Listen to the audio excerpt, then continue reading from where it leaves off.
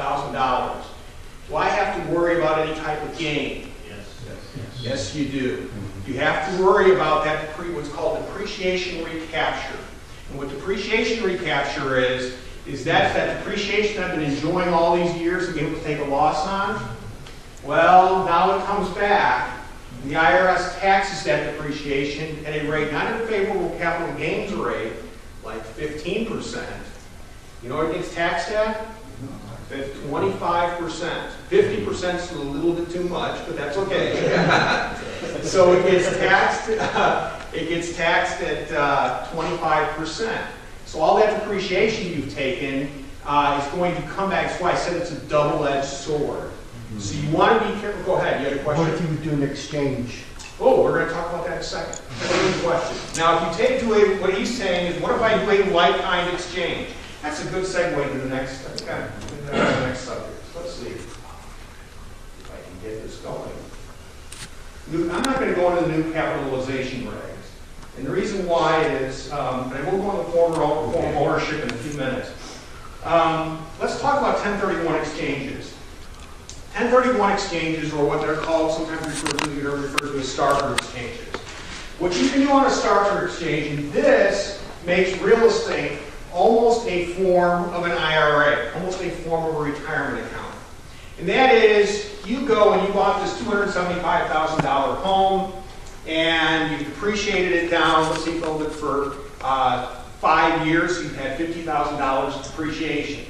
And you're looking at that home, and let's say it's now worth $275,000. Let's say that home is now worth $350,000. Well, if I sell that home now for $350,000, I've got to pay $75,000. I've got to pay tax on $75,000 of capital gain, right? And then I've got to pay tax at 25% on my $50,000 of depreciation. And I'm looking at that and I'm going, that is a lot of tax to pay, isn't it? Okay, and I don't want to pay that tax. So one of the things I can do is I can do what's called a like-kind exchange, a starter exchange. And what that allows me to do is I can take that property and I can find a new property. And I find that different property to invest in. And by the way, it doesn't have to be, when they say like-kind when it comes to real estate, it just needs to be real estate. Meaning I can take farmland and exchange it for commercial property in Manhattan if I want to. Or I can take residential real estate and do the commercial real estate. So it doesn't matter, it just needs to be real estate. But what happens is I don't have to pay tax on that if I follow the rules on like-kind exchanges. Well, there's 3 big rules when it comes to exchange. First of all, you need to go through a qualified intermediary. Okay? Meaning you can't take the cash. If you take the cash on a like-kind exchange, this thing blows up. As soon as you take the money, now it suddenly doesn't qualify as a like-kind exchange. So you have to find a qualified intermediary.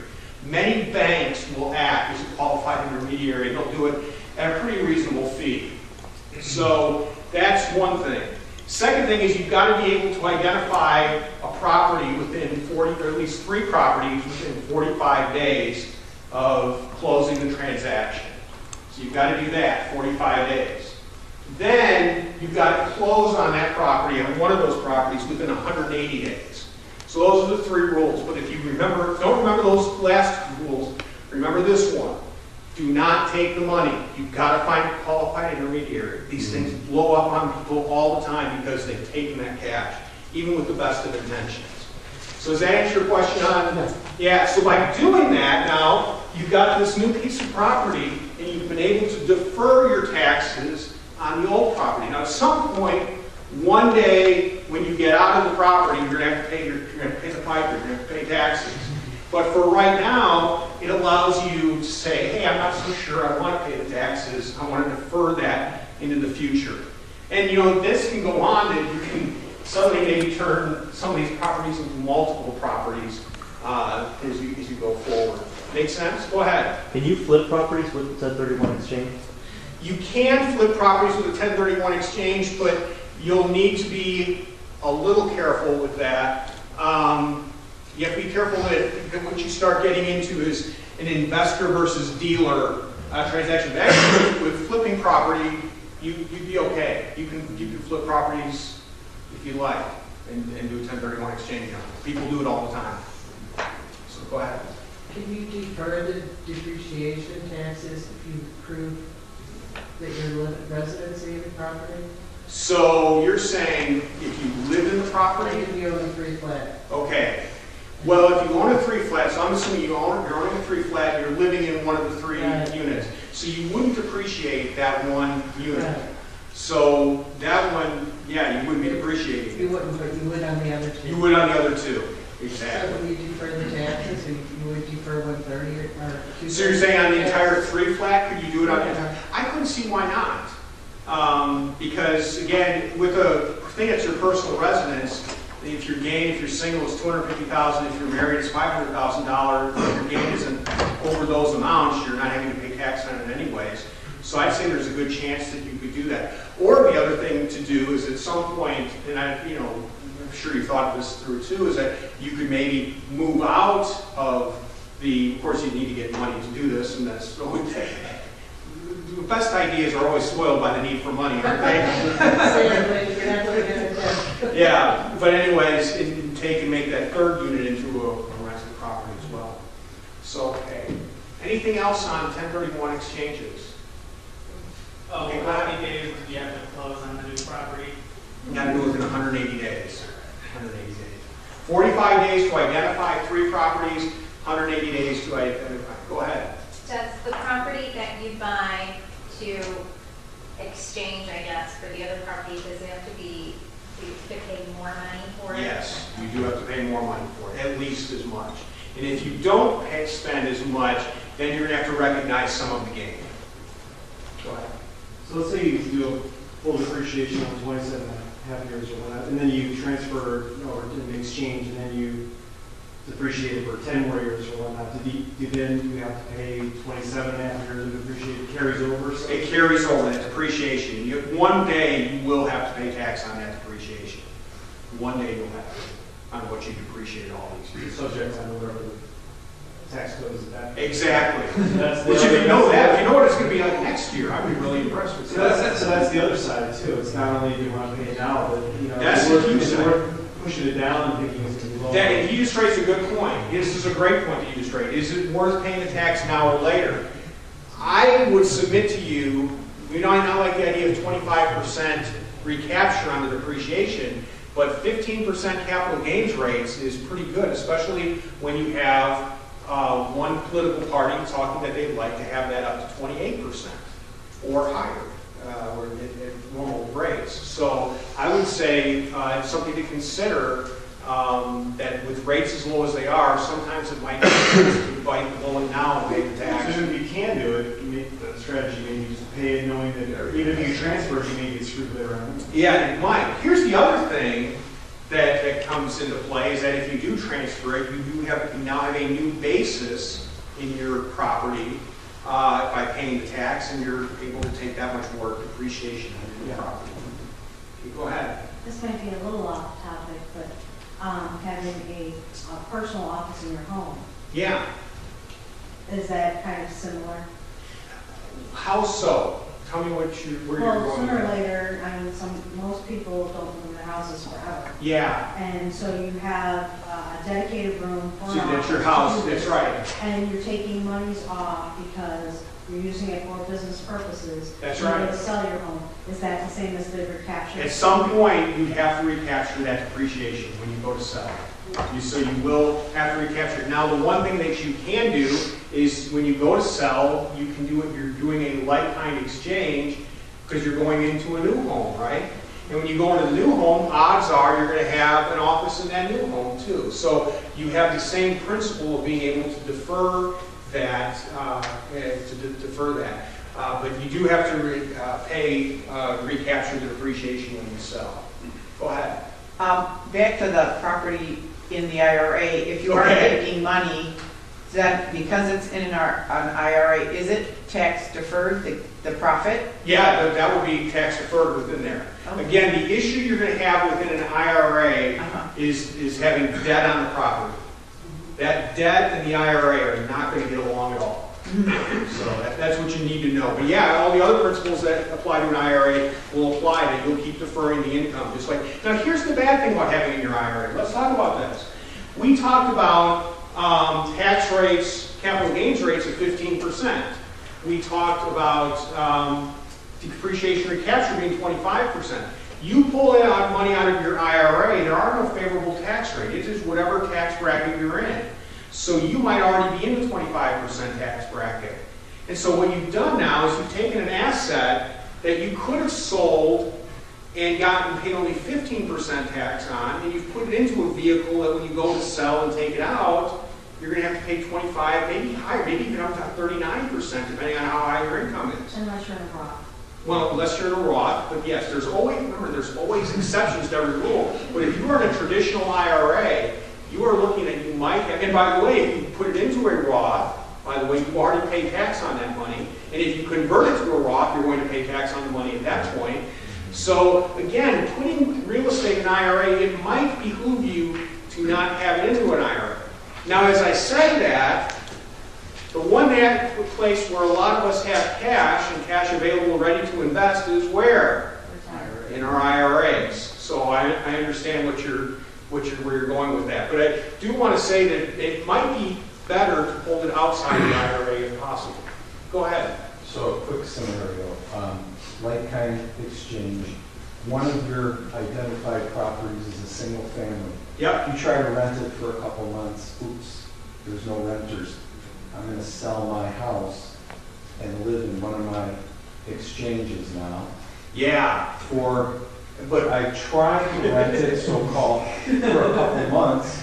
There's a court case out in California. There's a court case out in California where you had two brothers, and they attempted to do a 1031 exchange. And you weren't the Flint brothers, were they? What's that? No, they were out in the wine country, I think Napa Valley or whatever. They actually held their original place in San Francisco. And so what they did is, these two brothers, by the way, hated each other. They literally, in the tax, you know it's bad when you're in tax court, and the attempted murder case with Liquid Drano is talked about in the tax court case. Okay, this is how bad it was. These two guys hated one another. Well, they had a property, and so what they did is one brother took his half of the property, and he went to do a 1031 exchange out in Napa Valley. And he tried to lease it, tried to sell it, couldn't do it, and so he moved in. And the interesting thing is how they actually won this case, because the question is, well, the IRS, could you please show us where your ad was in the paper to lease this? Could you at least show us, where your ad was to sell it or how you did this? And he said, well, I did it by owner. And so I just had a sign up in the front yard. How do you prove you had a sign up in the front yard for whatever long? And guess what? The tax court bought it. The tax court bought it. So anyway, it's kind of an interesting case. At least I thought it was interesting. So, see, this is the sad part is I stay up at night and I read these things and I get humor out of them. That's the sick part about my life. So let's talk about, go ahead. Sorry. That's okay. One more question on the IRA things. Is there any situation when you can do a loan where you loan it out to yourself and pay it back? With the IRA, No. you don't that's bad. You need to stay away from the loan. Arm's length transaction. What's that? Arm's length Yeah, transaction. exactly. Okay, let's talk about when you buy real estate, what form of ownership do you want to have? Okay? One way that there's various ways that you can own real estate. You can own it solely. You can own it as a partnership if you've got two or more people. You can own it as a corporation. Okay? Let's suppose you were a regular corporation. By the way, if you take anything out of this tonight, corporations are not the best place to own real estate. Now, sometimes you get into situations where that's the only place that you can own real estate. For example, Sears, for example, owns lots of real estate since they've been, they got into CEO a couple years ago and they turned a lot of these things. For a lot of reasons, though, a corporation does not, you don't want to own your real estate in a corporation. Now, there's two types of corporations. There's a regular corporation, and there's a subchapter S corporation. But a regular corporation would be one like General Motors or one like Sears. You do not want to own a piece of real estate in a regular corporation. Never, never, never. Almost never. Why do you think I'm saying never, never, never own a piece of real estate in a regular corporation? Anybody have any ideas? What's that? Taxation. Well, it's all taxes. That's right. Corporations don't get favorable capital gains rates. So as a result, whatever your tax rate is within that corporation, and this is, by the way, regular corporation, we'll talk about subchapter S in just a second, but within a regular corporation like General Motors does not get favorable capital gains rates. So if you own real estate in your corporation, in regular corporations, you will not get favorable capital gains rates. Also, I've got how many minutes? 15. I can't see either at this time of night. So that's so anyways, but you don't want to own it in a traditional. The other thing is when you go to take the money out, or take the real estate out of the corporation, you have got a deemed dividend. And you have got a transaction that is a deemed sale, paying tax and capital gains rate, plus taking it out of the corporation, getting taxed again. Because if you're a traditional corporation, like a General Motors or a Sears, you have double taxation. You have taxation that occurs at the corporate level, and then you have taxation that occurs at the shareholder level when dividends are paid out. So you have got a mess on your hand. This is worse than the IRA, okay, than the debt. So anyways, but so you don't want to own a regular corporation. You also don't want to own it in a subchapter S corporation if that comes up. Here it comes up. So a subchapter S corporation is a small business corporation, and there are some people who own real estate in a subchapter S corporation. And I will tell you that it's not the unpardonable sin by any means. It's much better than a regular corporation. But I will also tell you it's less than ideal. It's less than ideal. For lots of reasons. One, S corporations and debt do not get along. Okay? S corporations and debt do not get along. You can take losses into your S corporation up to the amount that you have put in. But if you own real estate, odds are you have debt on that real estate, and odds are, even though you might be a co-signer along with your S corporation on that, it's not your debt. Okay? It's debt, and so as a result, you can't take those, you can only take losses up to what you yourself have put in. If a bank's put any money in for you, or anybody else for that matter, you can't take losses up to that amount. So that's one reason why you don't want to be a subchapter S corporation, is it's going to limit you on how many losses you can take. The second reason is what I just mentioned before. If you decide that you want to pull the money out of pull the real estate out of the S corporation, you have a deemed sale within that corporation. Now, the bad news is the good news is, well, I've got a sale in my corporation, so what? It flows through to me personally. That's one of the benefits of an S corporation, is that the income flows through to you personally. It doesn't pay any corporate tax. But as a result of that, it comes through you, but you have sold this piece of property according to the IRS. Have you received any money for it? You've just taken it out of the corporation. You haven't received any money for it. So suddenly you're paying tax on a transaction in which you've received no money. That's not a good thing. In fact, I just had a client who, there was a couple partners and they owned real estate in an S corporation. And the partners had a falling out, the S corporation shareholders had a falling out, and one of the real estate, one of the partners, one of the S corporation shareholders came and said, I'll take the piece of real estate. Well, that was the equivalent of the corporation selling that real estate, and people are paying tax on something that was never sold. Okay, so that's why you don't want to have money within an S corporation. Now let's go back here. Let's talk in reality. The reality of the situation is, odds are that's not going to happen too often where you're going to pull money out of the or pull a piece of real estate out of the corporation. Okay, most of you are going to sell it maybe within that corporation. If you do that, there's no problem. So the bigger issue is, again, that debt and the S corporation.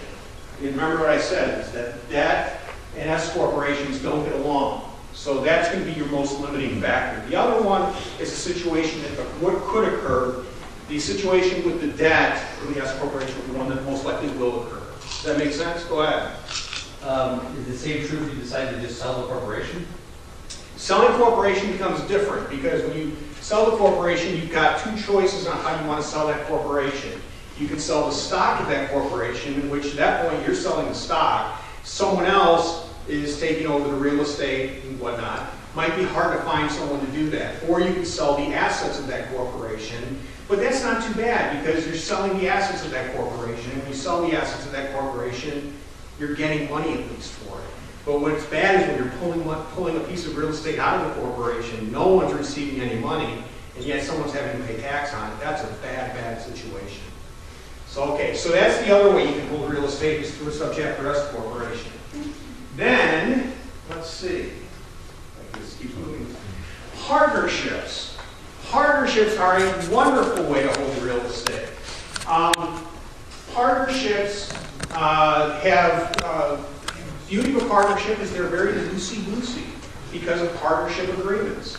So partnerships are a great way to hold real estate. You can take losses if it's considered. I'm losing my. I lost my terminology, but if it's a qualified real estate debt, you can take losses up to what you put in. If it's a qualified non-recourse debt, or qualified, non-recourse real estate debt, you're going to raise your hand. Go ahead. Yeah, did you open to any debts or whatever of your partner? Of your other partners, you're true. That's true. But, and we will get into other things you can do to avoid that in just a second. But yes, it does open yourself up to what your other partners do.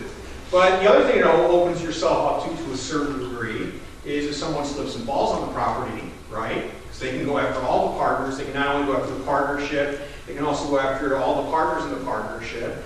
But it's still, in terms of holding real estate, this is a better way to own it in terms of taxation purposes, a better way to hold it than by doing it within a corporation. Go ahead.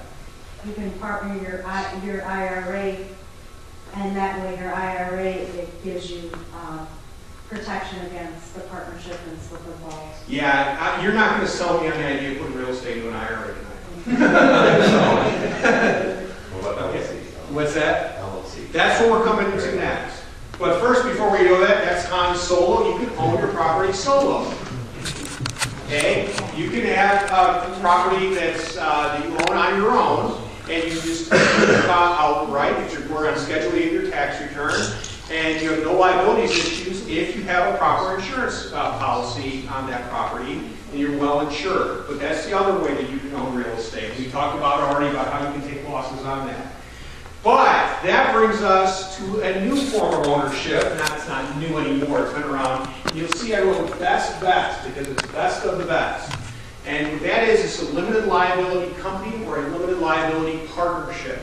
Now, the interesting thing about limited liability companies and limited liability partnerships is you need to know that in the tax code, these are not recognized in the tax code. There is very little written in the tax code about LLCs and LLPs. That said, just because they're not in the tax code doesn't mean they're not something that you can use and should use. These are still valuable. See, in the tax code, first of all, if it's more than one person, it's a partnership. Okay? So, but if it's just one person, it's just you, then you could be an LLC. And the beauty of an LLC, and I'm not an attorney, so you want to take whatever I say legal-wise, you want to take it with a grain of salt. But with a limited liability company, is that the liability stays with that property.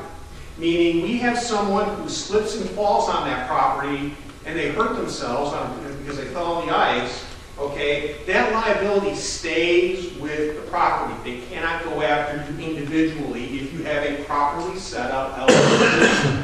So that's why you see a lot of different real estate companies and a lot of real estate partnerships set up as LLCs because in the tax code, you have a choice with an LLC. You can choose, the LLC can choose if it's one person to be taxed as a sole proprietorship. If it's two or more people, it can choose to be taxed as a partnership. And that's what you see most of the time with real estate, is that it's taxed as a partnership, the LLC is. It can, if you want, it can be taxed as a corporation. It can be taxed as a sub-chapter S corporation. Now the IRS's gut thing is if it's 2 or more people, they're going to tax it as a partnership. That's the way it is. And for real estate, that's okay, because you want it to be taxed as a partnership for a lot of reasons. But an LLC is a wonderful way for you to own real estate. Again, you can do it. You can have an LLC even if you're a sole proprietor. Now, it costs, I think, $500 to set up an LLC with the state of Illinois. It can cost $250 a year to keep that going. And there are some different things that I'll let an attorney get into, but you know that you can have what are called series LLCs that they can go into a whole ramification. My brother mentioned an LLC trust for real estate. An LLC trust, I think he probably just meant LLC. Just straight out? LLC, my guess. I haven't heard But the same sort of principle about protecting yourself against liability. Exactly, because it's limited liability company, and that's all you're doing is you're protecting yourself from liability. Tax code wise, we can deal with that however you'd like to deal with it. That's right. Go ahead. Are there any tax advantages? What's that? Are there any tax advantages for having a LLC versus a series LLC? There aren't. The whole idea of the concept of series LLC is really new. When I say it's new in the last probably a few years, probably the last 5 years in particular. I don't see it being a whole lot of tax advantages. I mean, a limited liability company, a partnership is a partnership is a partnership. So I don't see a whole lot of ramifications. There is where you do save money, though, is with the state of Illinois. That's for sure. Because I think to set up another series isn't only like $50 or something like that. It's very inexpensive to set up another series as opposed to setting up a new LLC. So is it only more of a state protection rather than tax? It mostly is. I would say it is. You are protecting yourself liability-wise. It's why it's set up by the states. Go ahead. You only have a few minutes left. Can you talk about investor status versus dealer status? Sure. Investor status versus dealer status. I wasn't sure. I'm glad you brought it up. I toyed with the idea of going down that road. He's telling me 5 minutes, so this is our last topic, if that's okay. What happens is the IRS takes a look at you and they say, are you an investor or a dealer? And so the question is what makes you an investor or a dealer? The question is, there's a whole host, there's like 7 or 8 different tests that the IRS, and not only the IRS, the tax court use to determine whether someone is an investor or dealer. And really what it is the amount of transactions that you do per year. If you do 1 or 2 transactions per year, that puts you in the investor status. But if you are doing transactions, and that's where when you get into flipping houses and whatnot, you're flipping houses, and maybe you're doing 5, 6, 7, 8, 9, 10 transactions per year. Now the question is this an investor or is this a dealer? Meaning someone is in the business of dealing in real estate. To be a dealer versus an investor. The difference in terms of being an investor versus a dealer, let me go back on this a little bit. Well, the investor is going to be treated as capital gains. So as an investor, you're going to get that 15% capital gains rate, which, if you're flipping houses, might not mean a whole lot because you're flipping them every couple months, unless you're doing 1031 exchanges. But as you're a dealer, now you lose advantage of the capital gains rates. And so that's the advantage of being an investor versus being a dealer. Now, you might be able to qualify, and you might be able to get in here about, we have someone who's might be able to take some losses on this too, because they're a dealer as opposed to being an investor. Remember, with capital gains, you can only take losses up to $3,000 per year. Okay, what else on that? Anything else? You speak about owning property in a trust, either like a land trust or a living trust. Land trusts are no big deal. Land trusts are done typically through a bank. I'm not sure there's liability protection, but many people own property through a land trust, and I see it mostly as an estate planning tool. Living trusts do not provide you any type of liability protection because a living trust is still going to flow through to you. As far as taxation goes. In terms of taxation, there's no advantage, there's no tax advantages of owning in a living trust and a land trust as well. Land trust, the living trusts and land trusts, especially living trusts, tend to be more estate planning tools for when you pass away. So then there's estate tax ramifications that might mean something, that might be important. Go ahead. Real quick, the LLC, I have my LLC. I purchase a property. Okay. I get taxed at 15, I only buy one property this year. Okay. I get taxed at the 15% capital gains rate, right? You will if you held it for more than a year. Okay. And the LLC flows through my personal. Well, an LLC, this is what I'm trying to say, and I probably wasn't very clear on it, so I apologize. I clarified. But the LLCs, you get to choose with an LLC how you want it to be taxed. So if it's an individual, if it's just you, then it's reported on Schedule A of your tax return, just like you'd own it solely, just like you'd own it yourself outright. Now, if you own it with 2 or more people, then most likely you're going to want to select choosing it as a partnership. Now, if you own it with your wife or your husband, okay, as a partner, suddenly now that gets taxed as a partnership, as an LLC. So if it's a husband and wife, you've complicated your taxes a little bit by being an LLC, but it might be well worth it because of the liability protection that it provides.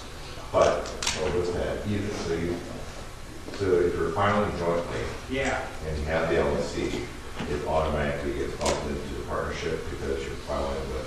Well, no, it's if you own that property with your spouse. So if you own that property with your wife, okay, and if you're an LLC, that's now automatically going to be a partnership.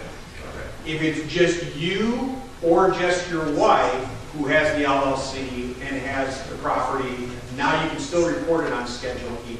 Even though we're filing jointly. Even though you're filing jointly, because only one of you owns that property. And the property gets taxed at 50%, even though my own personal rate might be 32%, something like that. Exactly, it might be higher, but it gets taxed when you sell it for capital gains rates.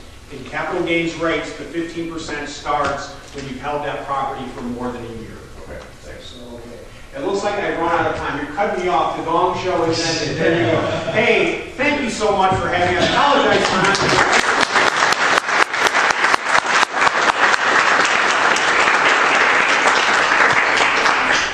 Everybody, thank you guys so much.